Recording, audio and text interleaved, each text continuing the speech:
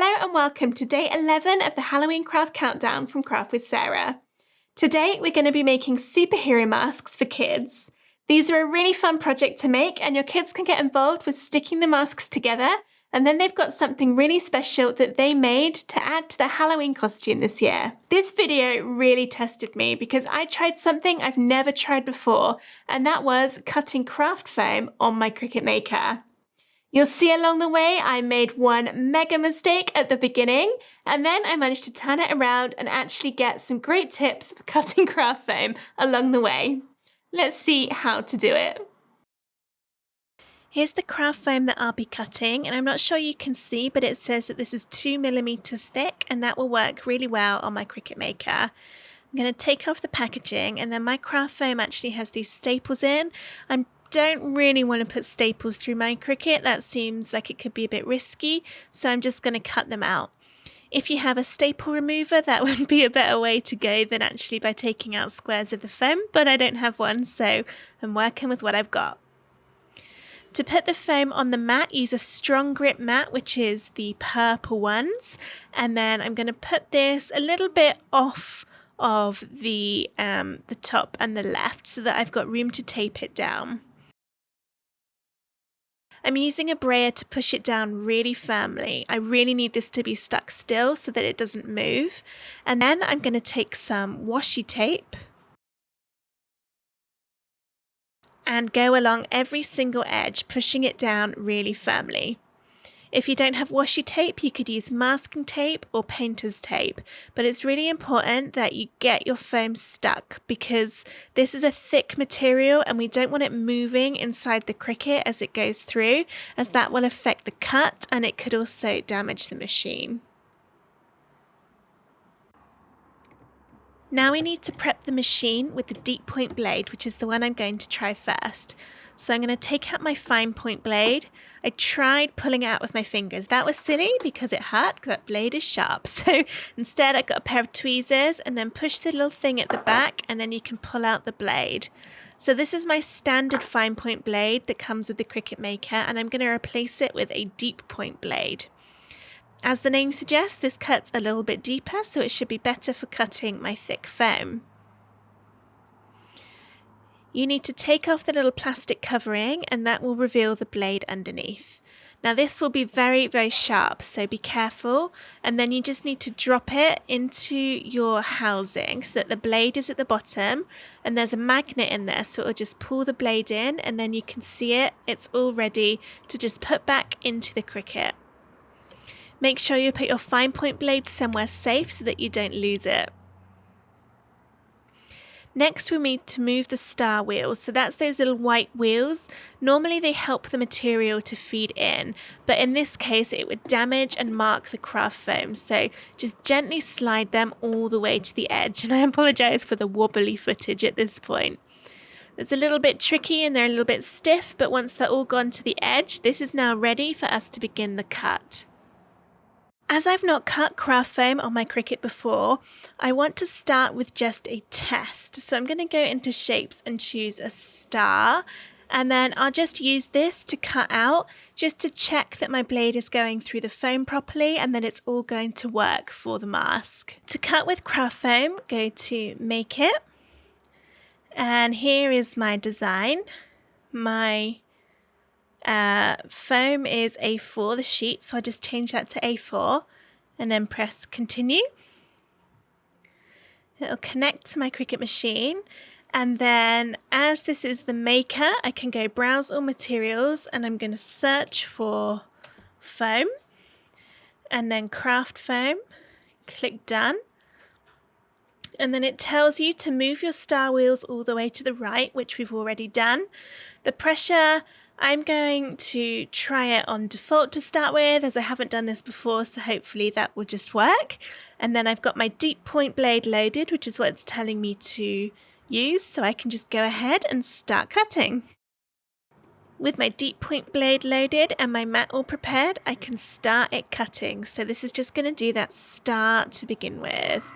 So here it goes, it's processing and just getting that blade ready, and then it's going to come back over and cut the star. So let's have a little look at what it's doing.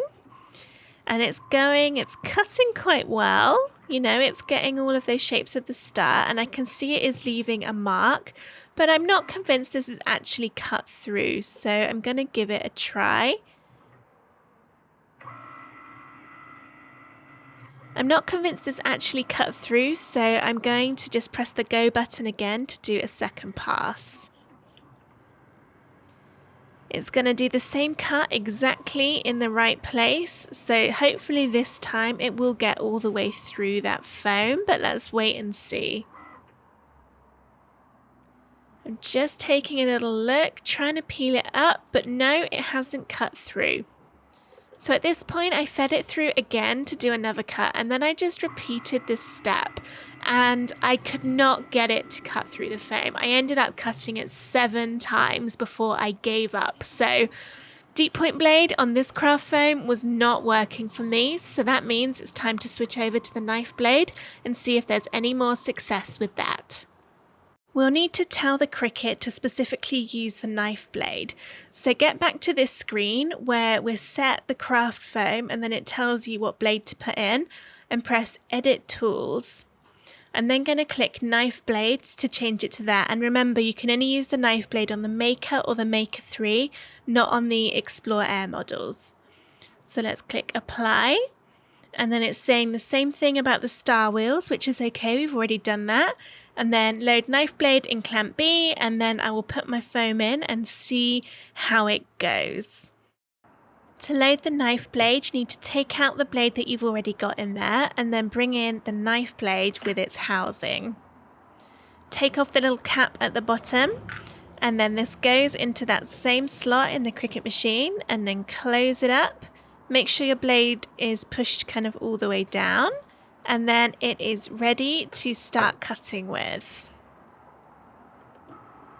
So let's load the mat in, and I've turned my foam around so it's going to try cutting the other side because I don't want to go over that same place where it tried it with the deep point blade. And fingers crossed this will work a bit better. So the knife blade is different to other blades on the Cricut machine because this is more like a scalpel, so it can only really go sort of one direction at a time, and then it needs to rotate. So you can see the little wheel at the top is rotating every time it goes to a different direction, and then it's cutting all of the lines one at a time. The knife blade often does several passes by default, so it did the star once and now it's going through and doing it again. And that's because it already knows that the foam is likely to need 2 cuts. So let's just wait for it to finish and then see if it cut through. I'm going to take my weeding tool and just try and pull out the star shape. And look at that, the perfect cut with the knife blade. So craft foam and knife blade is clearly where it's at. Here's one of the mask designs which are free to download from my website. You can find the link in the description or go to craftwithsarah.com. So this mask I'm going to cut out from my foam now that I know it's all going to cut lovely with the knife blade. So once you've uploaded the design into Design Space, you need to resize it to however big you want to cut the mask. I'm just going to make mine 7 inches wide, so only a little bit bigger than it loaded in by default. If you're not sure how to download files from my website and then get them into Cricut Design Space, again, check the description of this video as I'll link to another video where I go through the whole process step by step. I'm happy with how this is looking with the colours, so I'm going to go ahead and cut everything out from my craft foam. I can now go through all of the different colours of my foam and cut out the different layers of the mask. I just wanted to show the knife blade working on this because unlike the star, we've now got some curved edges. So I wasn't entirely sure that the knife blade would work on this, especially with the little circles at the side of the mask where you tie the elastic. But actually it did cut beautifully. You can see now it's done those little circles and now it's doing the rest. You see it bobbing up and down.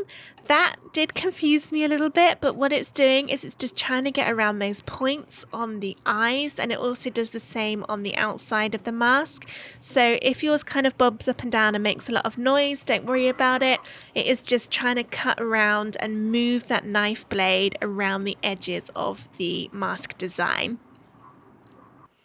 Here's what my mat looks like after cutting that purple layer, and it's left a little bit of debris, but overall it's pretty good, so I don't think cutting foam is going to damage my mat.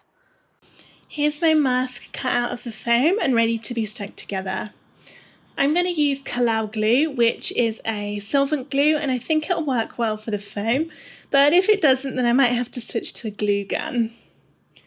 So here's my little needle tip bottle filled with the glue. I'm going to start at the bottom. So let's turn this over, add some glue.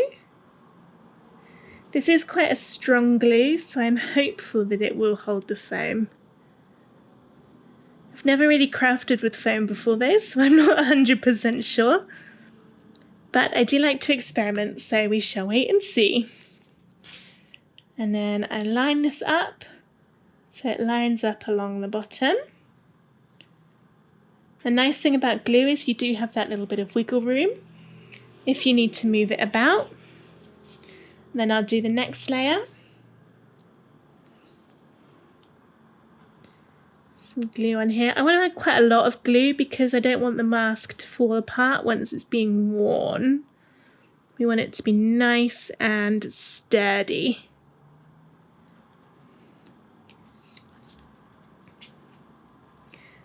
Again, this lines up along the bottom. You can see the other colours through. And then I've got my top layer, which will sit on there. I love this rainbow foam. I saw it in the craft store, so I got it from The Range, which is a shop in the UK. And I just saw it there. I was like, oh, gotta get that. I think it just adds that extra special kind of bit of dimension. Let's line that up. And then I've just got the little circle in the top. Like this. Okay, so that is my mask made with foam. I'm just going to wait for that to dry a bit before I start bending it to put the thread in. But the other mask design, which you get for free from my website, is this design. And I've cut this from cardstock just because I wanted to see the difference between foam and card. And you might not want to cut foam with your Cricut machine, in which case cardstock is a good alternative. So let's stick this one together too, and again I'll start with the bottom and work my way up. So I'm using the same glue. This is a really good glue for card because it doesn't bend or warp it like some glues can do. And this one I'm going to use the star at the top to line it up. And then I've got the other layers here.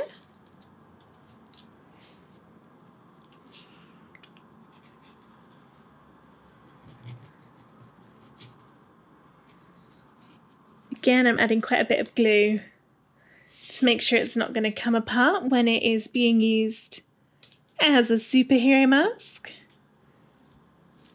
And then this one on top. You probably could use 3D foam pads if you wanted to give your cardstock mask a little bit more depth. I'm not sure if that might make them more susceptible to damage or not. So just be aware that it might cause that. But it might not, equally. I guess it kind of depends how excitable the superheroes are being at the time. And then lastly, I've got the star to go in the top. So let's get that stuck. There. So here are the two mask designs. They look really cool together. And of course you can cut them in whatever colours you like to customise them. Once the glue is dry, the only thing that's left to do is to stick some ribbon or elastic through the holes so that it can then be tied so that it will slip over the face. And one of the great things about the foam is it is really bendy, so it will bend and conform to the shape of the face without damaging. Just make sure it is completely dry before you start doing that, otherwise some of the layers might pop off. And then this one again It's still a little bit bendy as it is cardstock, but it's more likely to sort of fold and cause creases than the foam.